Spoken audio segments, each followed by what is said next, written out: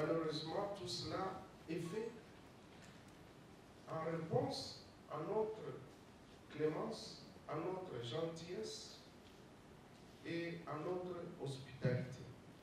Nous avons accepté de recevoir des frères, des sœurs qui fuyaient la mort, mais nous ne savions pas que leur mort allait entraîner plus de morts chez nous. Le jour où le dernier Rwandais, militaire rwandais, sortira de notre territoire.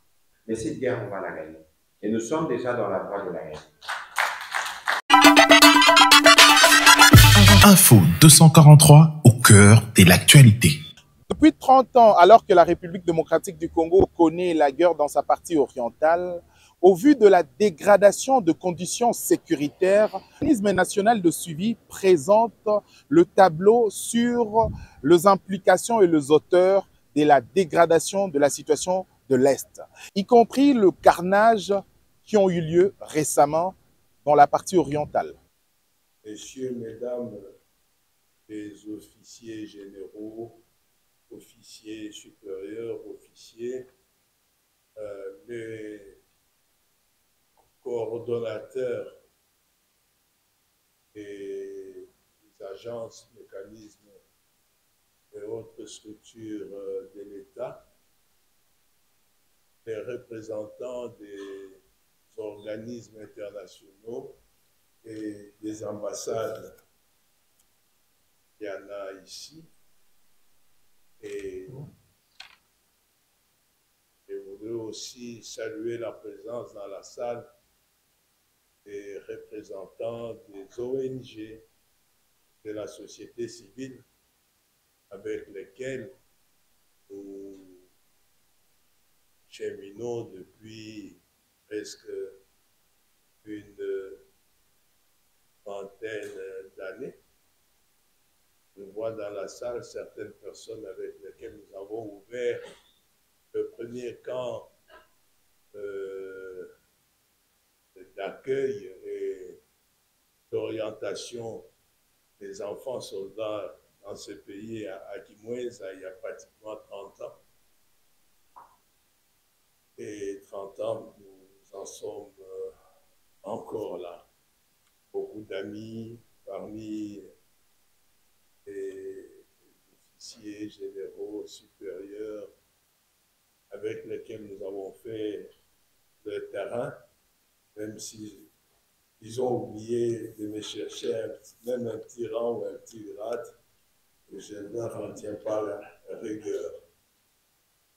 Mesdames et messieurs, distingués invités, ce documentaire que le MNS a monté sur le carnage des martyrs, des femmes, enfants, artistes et de la population à l'est de la République démocratique du Congo, en particulier à Goma et à Bukavu, à la prise et à l'occupation de ces villes. Ces documentaires ne donnent qu'un aspect de l'indicible, ce n'est qu'un aspect. Et dire face à l'indicible, quel mot approprié trouver? Que faire en présence de l'indescriptible? Une barbarie sans limite. Et comme vous le verrez dans le documentaire, qui transforme des troupes comme les autorités rwandaises elles-mêmes le disent dans les documentaires, en machine à tuer, à amputer, à violer, à massacrer, sans état d'âme. Devant une telle inhumanité, les mots me manquent. Devant tant d'horreur, seul le silence et la résilience s'imposent. Nous sommes un peuple combattu de toutes parts et nous resterons toujours debout. Et dans les temps les plus obscurs de cette trajectoire tourmentée de notre nation, moi qui ai commencé mon enfance dans les crépitements des balles et des affrontements de l'ONU intervenant et de l'ANC intervenant au Katanga contre les gendarmes katangais aidés par des mercenaires venus d'Afrique du Sud. Je crois que depuis cette enfance, on a eu très peu de temps de repos. Et j'espère que finalement, maintenant, nous touchons au bout de la trajectoire. J'y crois et je crois fermement. Parce que vous vous souviendrez, bien que cet exemple pour terminer, pour nous rendre en Ituri en 2001-2003, on devait passer par Kampala, obtenir un laissez-passer et prendre un petit porteur jusqu'à Bunia. Et à Bunia, entrer dans une petite hutte en vous courbant, parce que c'était fait de cette façon-là, pour montrer votre laissez-passer. Et le sergent, je ne sais plus, devait appeler Kampala pour demander si vous avez bel et bien reçu l'autorisation d'entrer dans l'Ituri, d'entrer à Bunia. Nous avons fait du chemin. Maintenant, le silence est brisé. L'omerta est brisée. Le chef de l'État lui-même, Félix-Antoine Tshisekedi Tshilombo, nous a donné cette force-là de pouvoir désigner le mal. Parce qu'au début, on n'arrivait même pas à suivre l'adage de ceux qui ont mon de Kibélé là. On s'est taisé. On n'avait pas cette force-là. Parce que dans nos réunions où on assistait, notre chef de l'État lui-même s'est taisé, ne désignait pas qui est le véritable mal. On a dépassé cette étape et finalement, on a fait aussi une bonne sensibilisation, une bonne diplomatie. Et j'ose croire que l'armée aussi n'est plus celle qui d'avant. Elle a fait un grand pas en avant en termes de montée de puissance. Et je salue également ici les patriotes résistants à l'Endo. Le Congo est en train de changer. Le Congo est debout. Le Congo est résilient. Le Congo va aller de l'avant. Merci. Excellence, Monsieur le vice-ministre de l'Intérieur en charge des affaires étrangères et affaires coutumières, chers collègues, Mesdames et Messieurs du corps diplomatique, Monsieur le coordonnateur du mécanisme national de suivi, Général, directeur général adjoint du CHEST, Mesdames et Messieurs les représentants des organisations de la société civile, membres de la presse, chers compatriotes, Mesdames et Messieurs, distingués invités en vos titres et qualités respectifs, tout protocole observé. C'est avec une immense émotion et un engagement renouvelé que je prends la parole aujourd'hui lors de la présentation de ce documentaire poignant intitulé « Carnage, martyrs des femmes et des enfants lors de l'occupation de Goma et Bukavu par l'AFC M23 ». Aujourd'hui, nous sommes réunis non seulement pour projeter un film, mais pour rendre hommage à la mémoire de toutes celles et tous ceux qui qui ont souffert et qui souffrent encore, et tous ceux qui ont perdu la vie à cause de cette barbarie qui a élu domicile à l'est de notre pays, par cette guerre injuste nous imposée par le Rwanda. Les éléments relatés dans ce documentaire sont un douloureux rappel des conséquences dramatiques des conflits armés.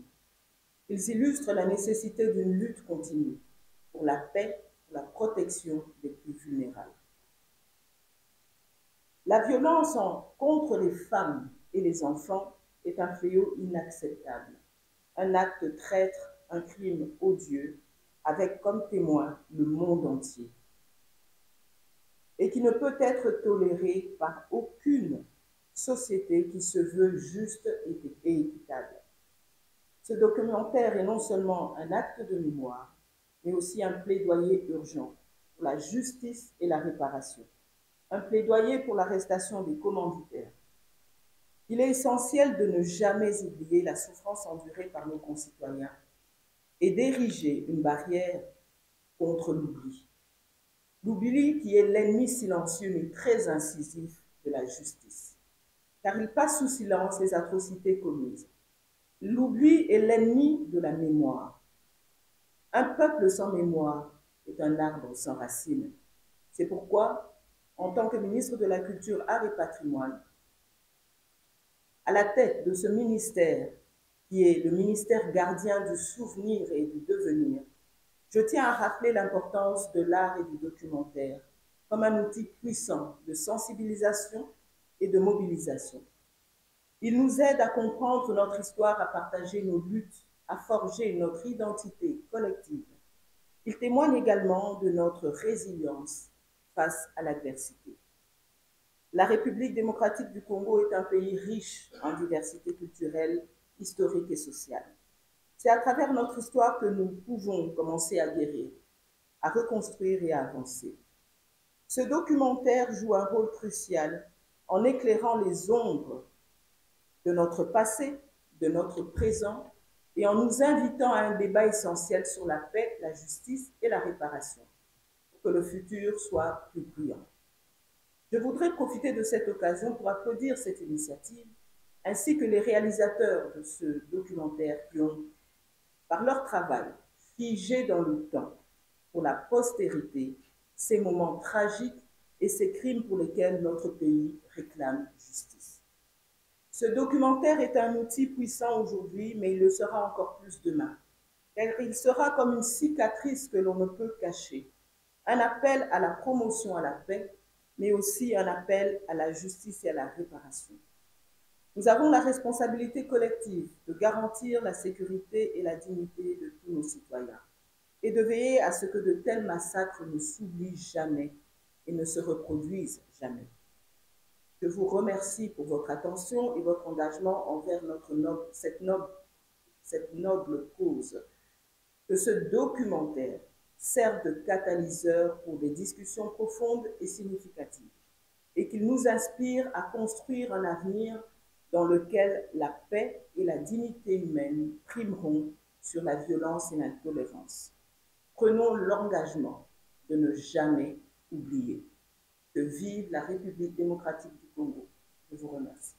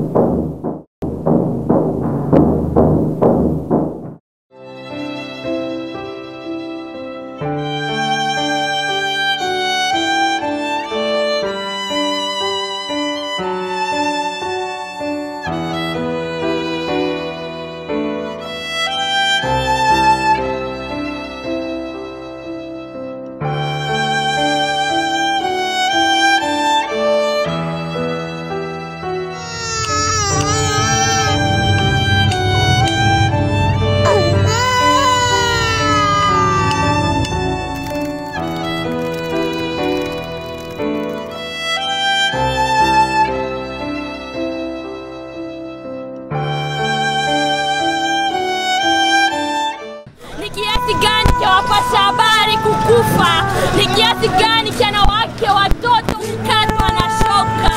Okoa Kivu, machozi yamekaa.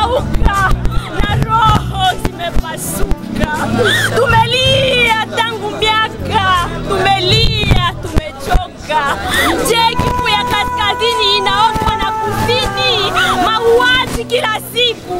Je, ndugu amoni, kuja tushike mkono, tunalia amani, tunataka amani, kwa pamoja tutashinda.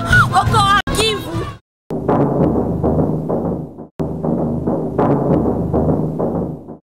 Alors que Bukavu retient son souffle, à quelques 10 000 kilomètres de là, à Genève, la République démocratique du Congo a provoqué ce vendredi cette réunion extraordinaire du Conseil des droits de l'homme de l'ONU.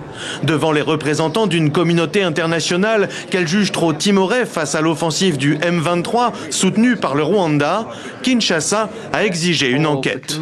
Les attaques ciblant les civils, les déplacements forcés et les attaques contre les camps de personnes déplacées internes témoignent d'une brutalité inacceptable, étayée par des atrocités indescriptibles. En soutenant activement ces groupes armés, le Rwanda porte une responsabilité directe dans ces violations, exposant ainsi les civils à des souffrances inimaginables.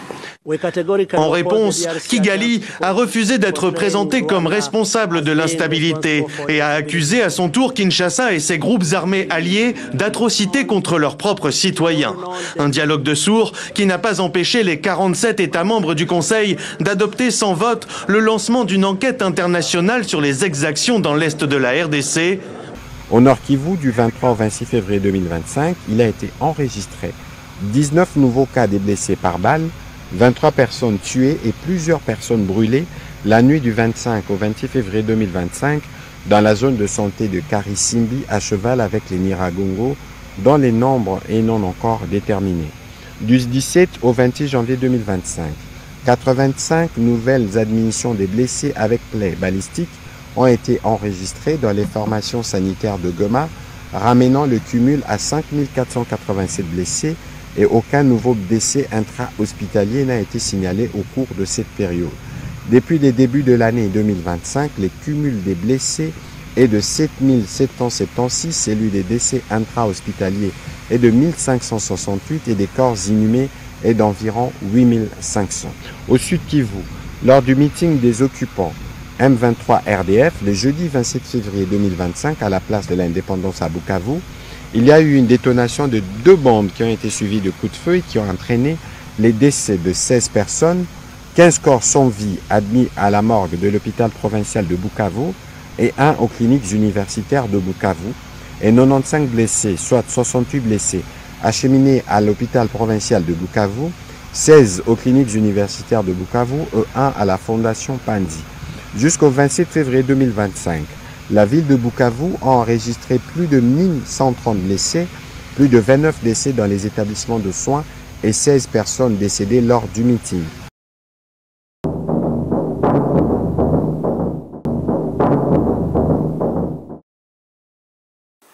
L'on ajoutera à ce tableau macabre plusieurs centaines de civils assassinés ou portés disparus au Sud Kivu et au Nord Kivu, notamment à Kalehe, Kabare, Kamanyola, Walungu et partout.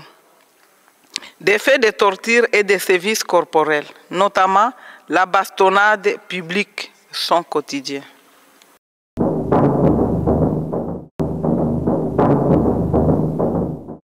Dans son communiqué du 15 mars 2025, le ministère de l'Intérieur, de la Sécurité, de la Centralisation et des Affaires coutumières de la République démocratique du Congo a documenté une série d'atrocités commises par les forces de défense rwandaises et leurs supplétifs du M23 AFC dans les régions du Nord et du Sud Kivu en violation des dispositions pertinentes de la résolution 2773 du 21 février 2025.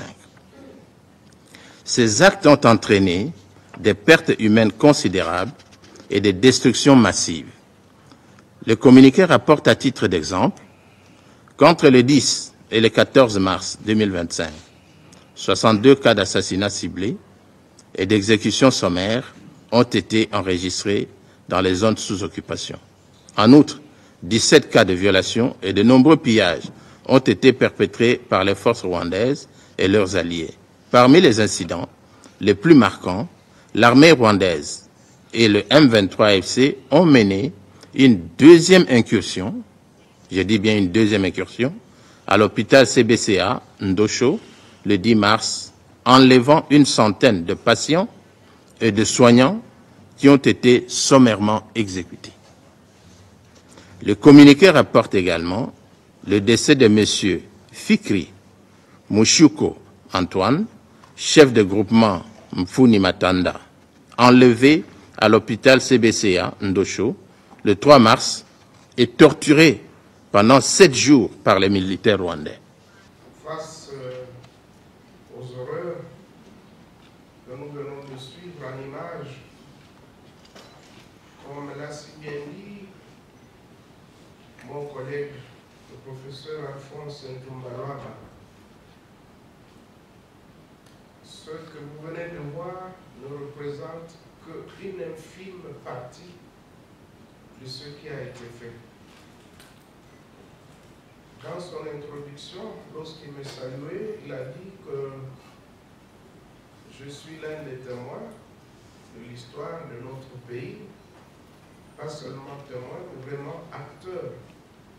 Parce que je me rappelle encore que c'est en 1994 que j'avais accompagné le Premier ministre Léon Kengo-Adundu à Bukavu pour suivre en live l'envahissement de la ville de Bukavu et de ses environs par ceux qui fuyaient la mort au Rwanda. En ce moment-là, nous nous étions rendus en 1994. J'étais ministre du budget en ce moment-là.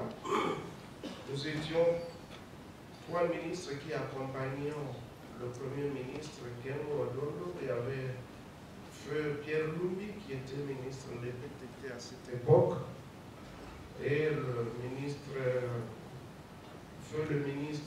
Rwanda Mirindi qui était ministre de l'Environnement. En fait, il avait choisi les ministres de Kivu pour l'accompagner. C'est en ce moment-là que nous avons vu comment il y a eu ce déferlement des Rwandais qui fuyaient la mort.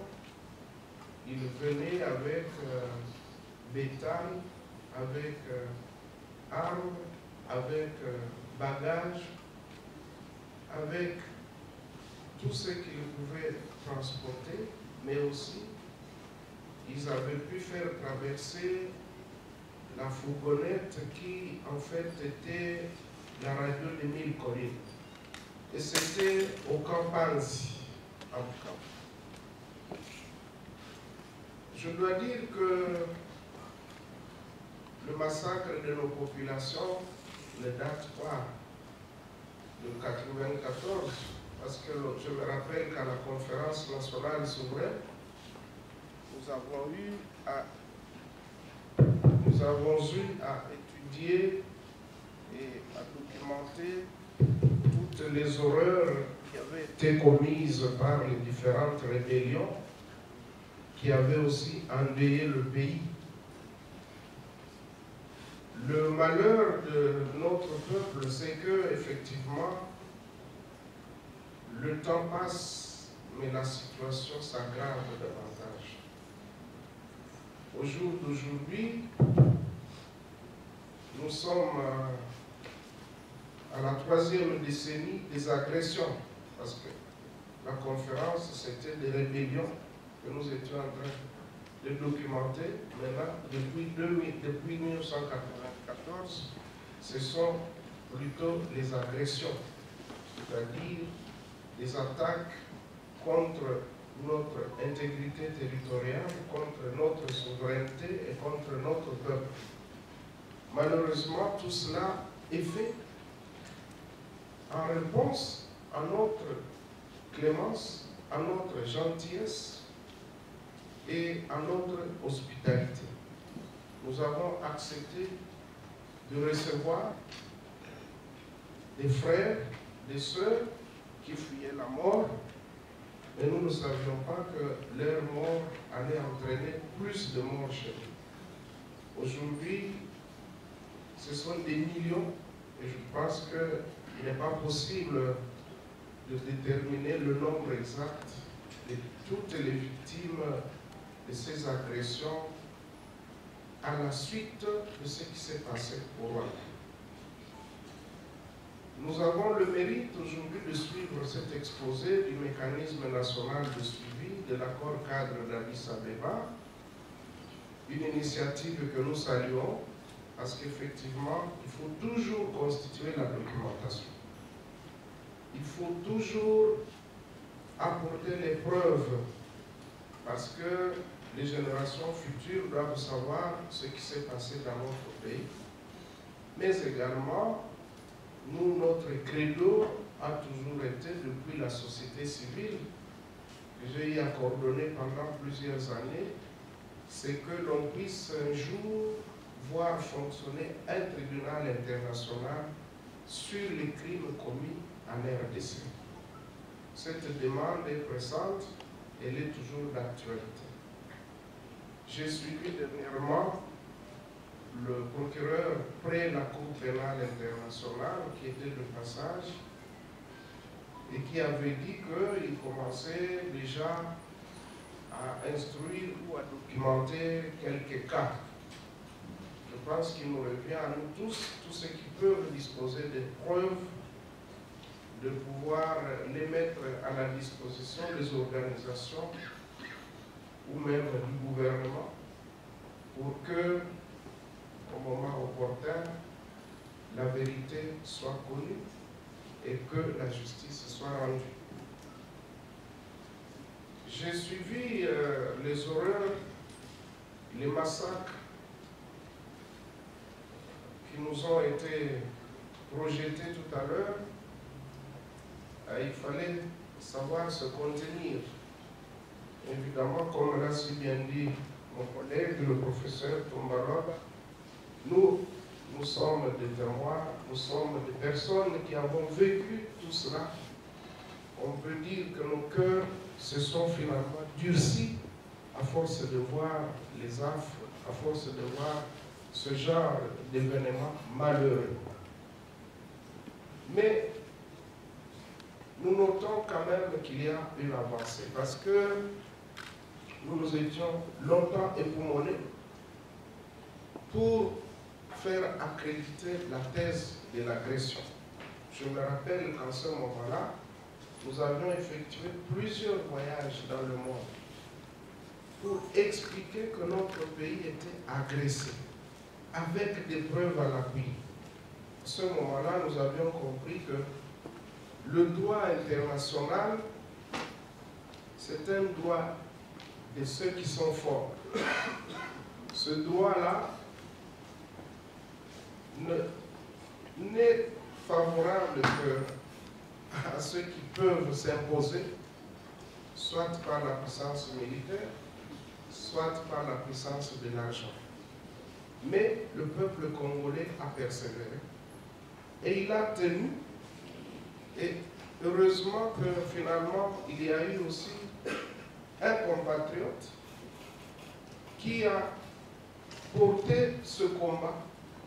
Il s'agit du président de la République, Félix Antoine Tshisekedi Tshilombo.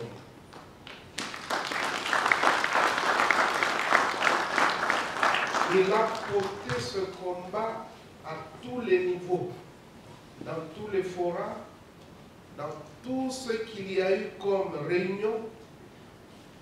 Il n'a pas porté les gants et il a désigné clairement d'où venait l'agression et pourquoi on nous agressait. On nous agresse parce qu'on veut nous ravir ce que le bon Dieu a si généreusement mis à notre disposition. Nos richesses, la beauté de notre pays. Quand vous passez, pour ceux qui sont déjà passés au nord Kivu, au sud Kivu, à Ituri, au Tanganyika, quand vous regardez la beauté naturelle qu'il y a là-bas, c'est vrai qu'on ne peut que nous envier. Mais c'est notre droit. Le bon Dieu a donné à chacun ce qui lui revient. Pourquoi doit-on nous en vouloir et vouloir nous le ravir? C'est ce combat-là que nous devons poursuivre. Et il ne va pas s'arrêter maintenant.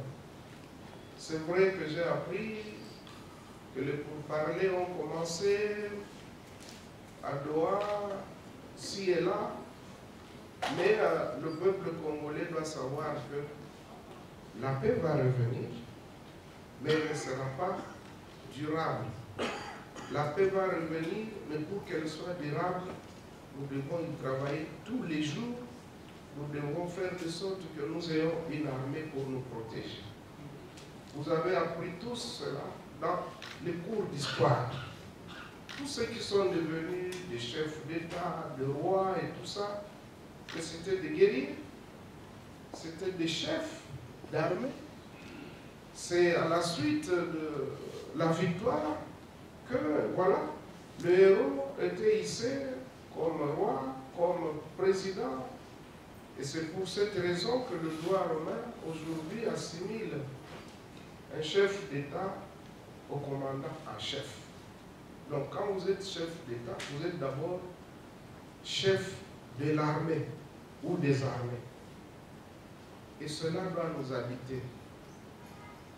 Nous devons nous ressaisir. Nous devons reconnaître notre faiblesse, notre mollesse, notre négligence, notre indiscipline. Parce que les gens ne nous feront jamais de cadeaux, jamais.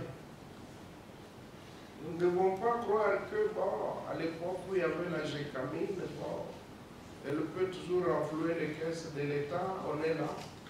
Même quand un fonctionnaire n'a pas travaillé, on lui paye quand même le salaire. Non, nous devons effacer cela de nos têtes. Croire que quelqu'un peut recevoir un salaire sans avoir travaillé. Nous devons nous ressaisir.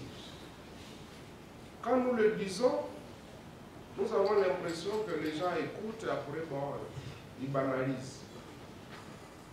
Mais cette fois-ci, prenons la chose au sérieux. Nous sommes en train de nous battre pour le retour de la paix. Des générations montantes, et nous tous qui sommes encore vivants, dès que la paix est rétablie, nous devons nous interroger. Pourquoi en sommes-nous arrivés là? Nous devons changer de comportement. Nous devons changer de comportement. Nous devons savoir que si nous ne gérons pas convenablement notre patrimoine, il va nous échapper. On va continuer à nous enquiquiner. Parce que quand vous n'avez pas de force, vous n'avez pas d'armée, c'est tout le monde qui viendra se promener chez vous et prendre ce qu'il veut. Ça, il faut le savoir. Alors ne commencez pas à crier le droit international, venez nous protéger, on a franchi nos frontières, ainsi de suite. Qui va vous écouter? Qui va vous écouter? Nous avions vraiment compris que le droit là,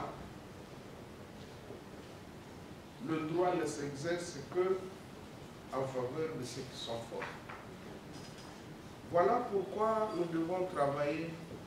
Nous qui sommes encore là, nous devons faire de sorte que nous puissions léguer un pays fort, un pays bien géré, parce que tout doit commencer par la bonne gouvernance. Le peu de ressources que nous avons, il faut bien l'affecter, et en priorité d'abord à notre protection, à notre défense. Et après, nous pouvons nous occuper de notre environnement et de nous-mêmes. Je voudrais dire grandement merci à mon collègue Alphonse, le professeur Alphonse Ntumbalwaba, un rescapé à plusieurs reprises, je pense qu'il vous l'a dit, quelqu'un qui était déjà, qui ne serait pas avec nous aujourd'hui, toujours lorsqu'il se battait pour rechercher à rétablir la vérité. Nous tous, on a connu des affres, on a connu des moments difficiles, Mais cela nous a rendu encore plus forts. Et je constate que Alphonse Ntumbaloa est encore plus fort aujourd'hui qu'hier. Nous devons l'applaudir.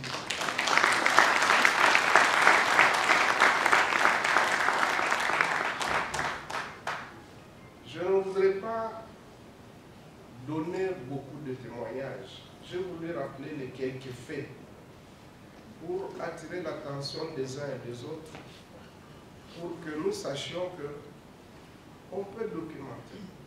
Il y aura toujours des victimes, ainsi de suite. Hier soir, je parlais à une de mes filles.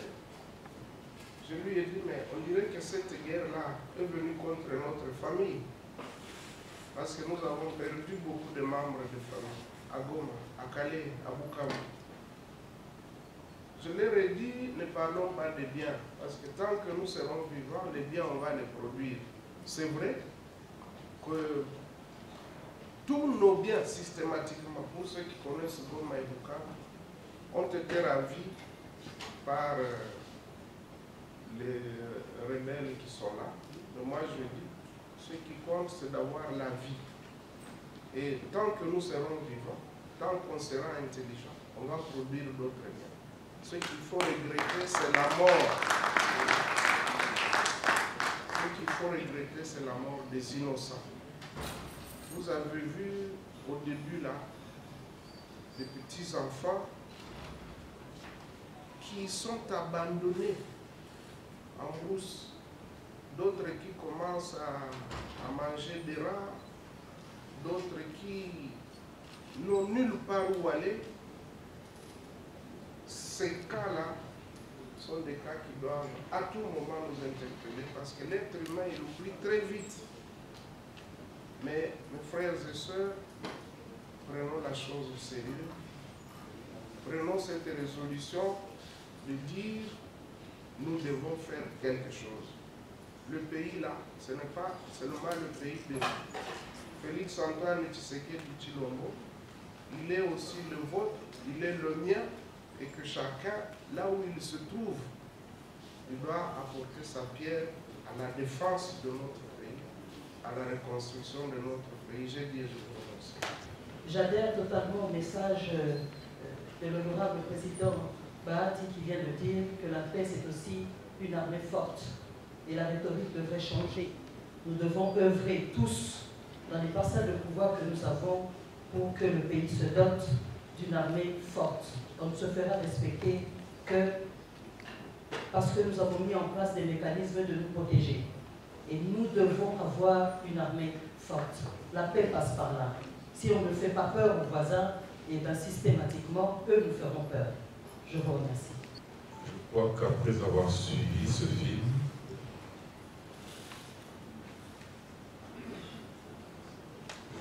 je lis le silence dans la salle.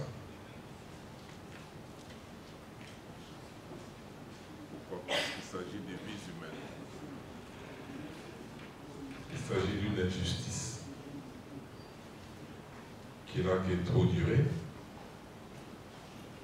au vu et au su de tout le monde. Mon témoignage ou mon message ce jour, c'est de vous demander de ne pas rester calme de côté. Nous devons cesser de pleurer. Ce que nous venons de suivre est révoltant. Ça va cesser si nous nous tenons debout pour dire que c'est fini. Ça va cesser si nous cessons nous-mêmes, nous changeons de comportement, nous arrêtons de nous victimiser. Oui, nous sommes victimes. Que d'autres constatent que nous sommes victimes, nous devons aussi le dire, mais tenons-nous debout. Nous devons considérer qu'il y a une intelligence qui cible nos minéraux. Cette guerre, cette crise, elle est économique. Et nous, nous sommes une puissance parce que nous avons des réserves que le monde entier, dont le monde entier a besoin. Il est temps pour nous de confirmer, heureusement qu'il y a une diplomatie très agissante. Notre place, c'est de caracoler auprès ou autour ou avec les grandes puissances. Nous devons saisir cette opportunité. Ces témoignages, bien sûr, sont des outils de connaissance qui doivent rappeler et faire vivre la mémoire à chaque instant. Le monde entier aujourd'hui parle du Congo, est conscient de ce qui s'est passé, est conscient de cette injustice et se tient à nos côtés. Les paradigmes ont changé de bien. Mais il faudrait qu'en interne, nous puissions développer cette volonté, cet engagement, ce courage qu'il nous faut de dire plus jamais ça, que nous puissions mettre de côté les inhibiteurs. Ce sont des actions ou des antivaleurs, telles que la division, le tribalisme, et que sais-je encore, nous devons les mettre de côté. Considérer que nous sommes un seul peuple. Nous sommes habitués à appeler la guerre de l'Est. Mais c'est la guerre du Congo, c'est le Congo qui est agressé. Et c'est pourquoi nous, société civile, nous sommes en train de mener cette campagne du port ou de l'illustration du sang qui a coulé. Nous portons les brassards, les écharpes rouges. C'est pour indiquer que le sang n'a que trop. Plus de 12 millions de morts. La comptabilité indique 12 millions avec 5 litres de sang que contient chaque être humain. Ça fait 60 millions de litres de sang. Et c'est trop. Le Rwanda a su capitaliser. Le génocide qui n'a entraîné que 700 ou 800 000 morts. Mais nous ne savons pas instrumentaliser, capitaliser autant de milliers de morts. Et le symbole que nous avons adopté, c'est le rouge, le sang du Congolais. Je pense que nous sommes ici dans l'ordre même de la stratégie, le TSD.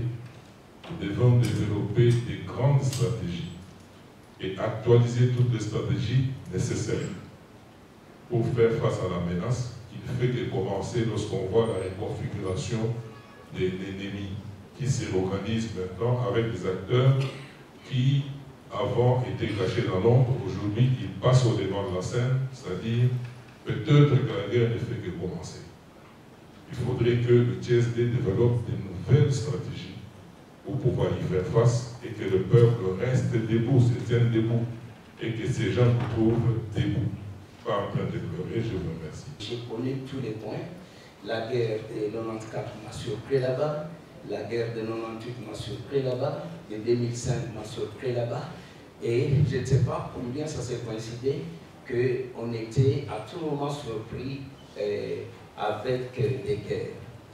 Alors, je voudrais juste témoigner de cette façon que à tout moment qu'il y a une guerre et que les groupes armés prennent une ville ou une cité, les personnes en situation d'handicap qui ne savent pas fuir, qui sont visiblement repérées, sont les premières victimes. Et à tout moment qu'on fait une documentation, cette catégorie de personnes semble être oubliée. Nous avons beaucoup de frères, de sœurs là-bas, comme par exemple à Loumé. Il y a eu 21 à Loumé, c'est juste la direction d'Aléa Kassindi à Béni. Il y a eu une vingtaine, disons 21 personnes, des personnes handicapées, qu'on a ouvert une fosse septique et qu'on a introduit par les terroristes de ADF-NAL. Et cette documentation-là n'a jamais été documentée. À la prise de Rutshuru et Kiwanja, et il y a eu quelques amis qui étaient à Nyamilima, qui sont descendus à Kiwanja pour se réfugier, ensemble dans notre centre avec une dame que nous travaillons ensemble avec elle, dont nous taisons les noms pour les raisons de sécurité. Il y a eu des enfants handicapés qui ont été massacrés et on ne sait pas leur sort jusqu'à présent. C'est aussi des éléments qu'il faudrait ajouter dans la documentation. Qui dit, à la prise de Goma, il y a une des sœurs qui était à Saki, qui avait fui, et qu'on a tué, et on n'a pas vu même son cadavre par le simple fait qu'elle était une personne atteinte d'albinisme. Et au territoire de Calais, avant que la guerre ici ne commence, nous avions déjà documenté 10 tombes profanées des personnes atteintes d'albinisme. Il y a eu 22 enlèvements des enfants handicapés et plusieurs enfants à Bukavu, dont au moment où je vous parle, notre coordonnateur, parce que c'est une personne atteinte d'albinisme et dont nous taisons toujours le nom pour raison de sécurité, est porté disparu. Aussi, quand vous arrivez à Katokota, juste à Kamanyola, quand vous traversez la rivière pour aller à Luvungi, il y a un village qu'on appelle Katokota. Alors, les villages Katokota, pourquoi? C'est parce que ça bouillonne. Et il y a une rivière d'eau chaude. Et cette rivière-là est thérapeutique. Vous pouvez boire cette eau, vous pouvez faire beaucoup de choses, et puis c'est un antibiotique de large spectre. Et c'est là où les rebelles de M23 se sont arrêtés. Les commandants de ce secteur-là, disons à Luvungi, était une personne atteinte d'albinisme qui était policier là-bas. Il était commissaire supérieur adjoint, dont nous taisons son nom, et a été enlevé, et son corps, et on ne sait pas son sort, et il est porté disparu jusqu'à présent. Alors, à l'est, il y a un triangle de la mort qui s'opère entre, disons, Moba, Kalemi et Moba, ensemble, Kigoma, Bujumbura et Uvira. Alors, à tout moment, il y a des tombes des personnes atteintes d'albinisme qui sont profanées et utilisées dans les cadres de médico-féticides parce qu'on vend là-bas des familles à 20 000 $, des tibias à autant de dollars pour les magico-fétichistes. Alors, notre plaidoyer en tant que président de la fédération de cette catégorie de personnes, nous voudrons qu'à tout moment qu'il y a aussi des documentaires pareils, nous puissions aussi être juste des personnes ressources, parce que nous connaissons très bien ces territoires-là, et à tout moment nous avons des communications avec nos frères sur l'évolution de la guerre et la façon dont les droits de l'homme sont gravement violés. Merci. Monsieur le professeur, merci de m'avoir accordé la parole. Je remercie d'abord cette initiative de nous regrouper, enfin de nous conscientiser par rapport à ce qui se passe à l'est du pays, par rapport au viol, au massacre et tout. Donc, je suis la présidente de l'ONG Communauté pour la dignité et l'honneur de la femme, CDHF Antique. Je pense que nous avons une mission. D'abord, la dénomination de notre ONG, la dignité de la femme, l'honneur de la femme. Et nous voyons qu'avec tout ce qui s'est passé, qui continue à se passer à l'Est, donc la femme, la dignité et l'honneur de la femme est vraiment bafoué. Des viols, où on a vu ici comment on a violé les femmes au nombre de 158 personnes et on les a brûlées dans cette prison-là.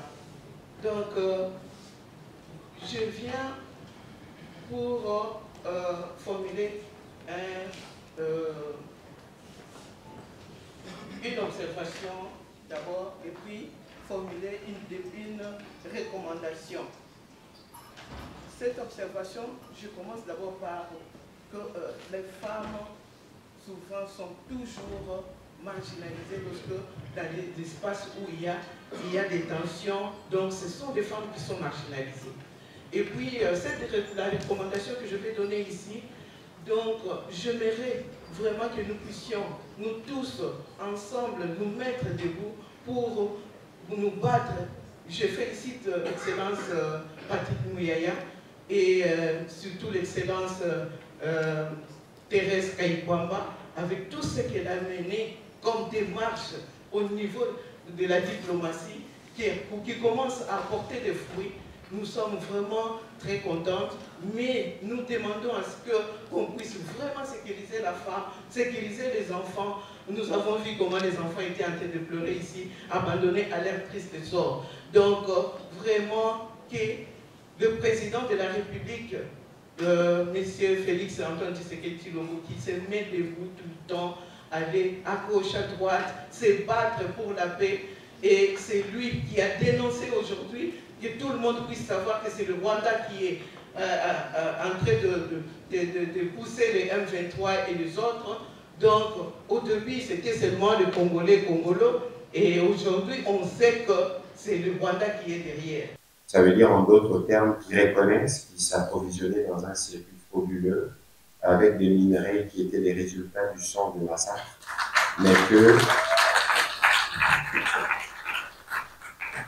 mais que devant les instances judiciaires, spécialement françaises et belges, on devait faire le point par rapport à la suite. Et donc, considérer que moi, j'ai une bonne excuse d'avoir été en retard. Je pense qu'on va prendre rendez-vous avec le même public pour aller un peu plus en profondeur, parce que le film que vous avez regardé, je l'ai regardé avant vous, et je pense qu'il y a un travail de complément qui s'est fait encore avec mon équipe. Et donc, dans ce que le professeur a dit, en termes de contribution des uns et des autres, je pense que ce sera véritablement la bienvenue. Parce que sur ce qui se passe dans l'Est, on ne peut pas faire qu'un film. On peut faire un film, on peut faire un documentaire, on peut faire des séries, on peut tout raconter parce que c'est des histoires qui s'étalent sur une période qui dure 30 ans. Aujourd'hui, alors lorsqu'on devait y aller, on avait décalé de 48 heures les enterrements. Beaucoup de gens étaient impatients. Mais dans la discussion, je pense avec la ministre d'État de la Justice à l'époque, elle a dit, écoutez, nous, le travail ne consiste pas seulement à faire enterrer ceux qui ont été touchés, mais nous avons un travail de documentation que nous faisons, mais nous avons aussi un travail qui doit nous permettre de réunir des éléments à opposer devant la justice. Parce que fort, malheureusement ou heureusement, la justice, ce n'est pas simplement sur base de la vue des images que la justice condamne. C'est sur base de notre capacité à démontrer par des faits précis ce qui s'est passé.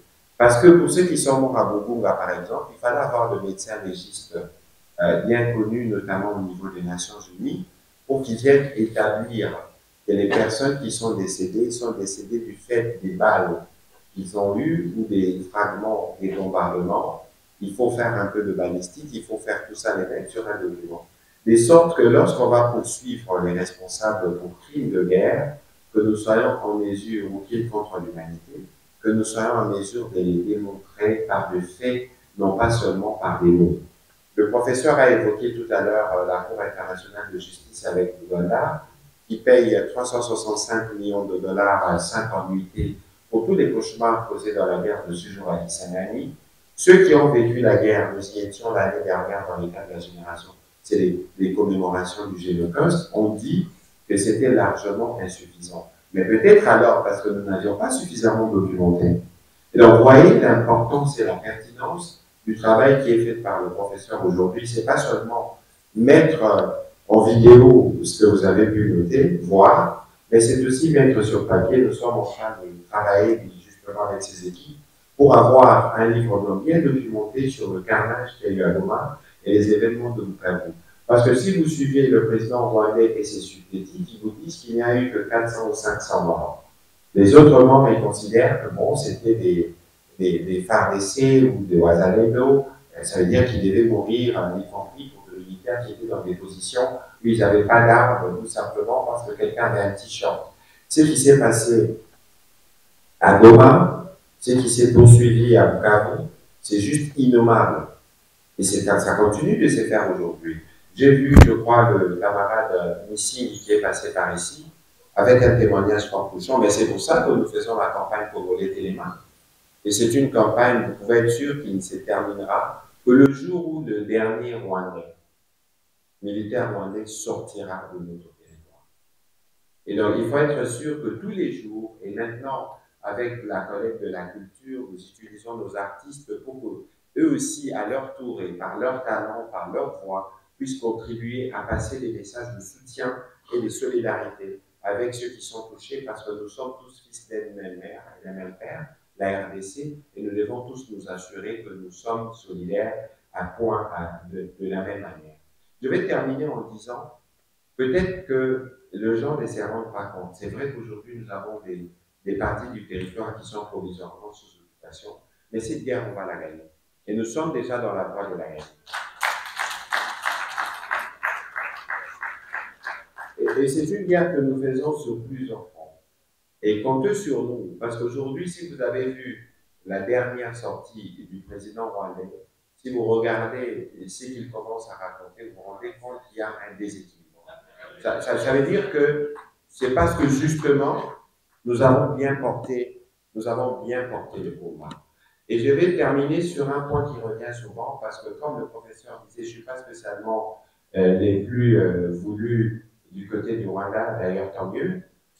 Lorsque nous parlons du poison rwandais, les gens tendent à nous opposer la stigmatisation. Ce n'est nullement une stigmatisation. La stigmatisation, c'est lorsque eux aussi, à leur tour et par leur talent, par leur voix, puissent contribuer à passer des messages de soutien et de solidarité avec ceux qui sont touchés, parce que nous sommes tous fils d'une même mère et d'un même père, la RDC, et nous devons tous nous assurer que nous sommes solidaires à point de la même manière. Je vais terminer en disant, peut-être que les gens ne se rendent pas compte. C'est vrai qu'aujourd'hui, nous avons des parties du territoire qui sont provisoirement sous occupation, mais cette guerre, on va la gagner. Et nous sommes déjà dans la voie de la gagner. Et c'est une guerre que nous faisons sur plusieurs fronts. Et comptez sur nous, parce qu'aujourd'hui, si vous avez vu la dernière sortie du président rwandais, si vous regardez ce qu'il commence à raconter, vous vous rendez compte qu'il y a un déséquilibre.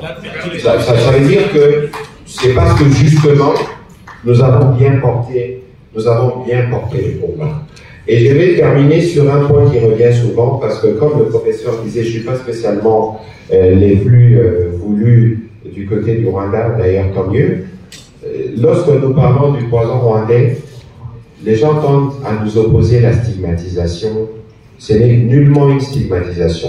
La stigmatisation, c'est lorsque j'ai vu, et j'en ai eu presque des larmes, on parlait de la dignité de la femme tout à l'heure, un sénateur rwandais sur la télévision nationale rwandaise dire que les femmes congolaises ne sont pas assez belles pour être violées par les militaires rwandais. C'est cela le vrai discours de haine qui est étatisé et qui, malheureusement, n'a subi le moindre mot de condamnation.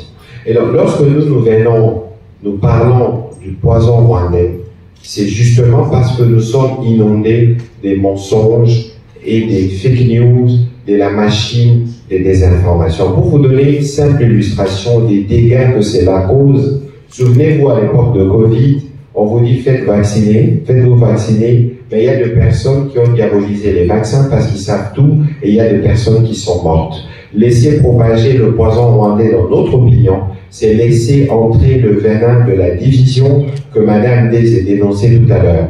On nous a dit qu'à Kinshasa, on attaquait les Baswahili, on les chicotait, mais lorsque vous regardez dans les faits, vous voyez qu'il n'y avait rien. Mais les gens y ont cru parce que cela a été révélé. C'est comme ça que fonctionnent ces poisons que nous sommes tous appelés à combattre. Et d'ailleurs, je suis heureux de voir que de moins en moins, les Congolais accordent de l'attention à ce qui est distillé de l'autre côté. C'est aussi de cette manière que vous contribuez à mettre fin à cette guerre, parce que dans cette guerre, tous les Congolais payent les prix. Il y a des projets de développement, il y a des projets dans l'éducation, de la santé, on parlait de femmes, on a beaucoup parlé de couverture santé universelle, de gratuité de maternité, et tous ces avantages qui auraient pu profiter à nos femmes lorsqu'elles sont dans ces programmes seront affectés parce que d'autres ont été affectés à la guerre. C'est pour ça qu'il est important que chacun de nous prenne conscience et que chacun de nous soit en mesure, où il se trouve avec les moyens qu'il a, d'apporter sa contribution. Bon, en attendant, professeur, notre prochain rendez-vous, je voudrais déclarer la clôture de la manifestation de ce jour. Cette omerta qui a détruit la République démocratique du Congo durant ces 30 dernières années. Mesdames et messieurs, merci pour votre attention soutenue tout au long de cet élément. Info 243 au cœur de l'actualité. Info 243 au cœur de l'actualité.